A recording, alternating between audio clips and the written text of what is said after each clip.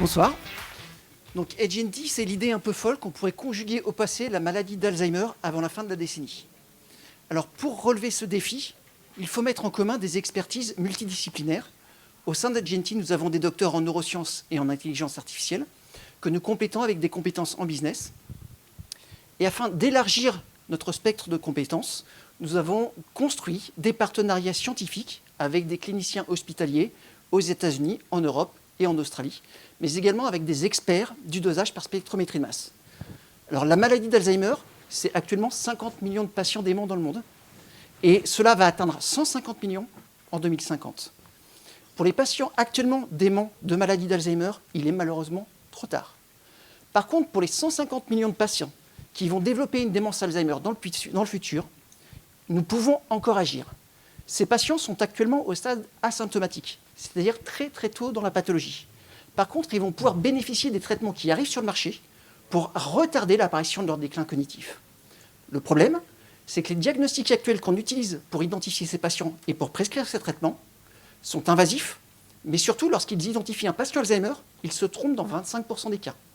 Et ces 25% de patients diagnostiqués Alzheimer à tort vont uniquement expérimenter les effets secondaires des traitements qui vont aller jusqu'à des œdèmes cérébraux et ils vont surtout prendre la place d'un vrai patient Alzheimer qui, lui, aurait pu bénéficier de ces traitements et auquel il n'aura pas accès parce qu'en fait, sa place a déjà été prise.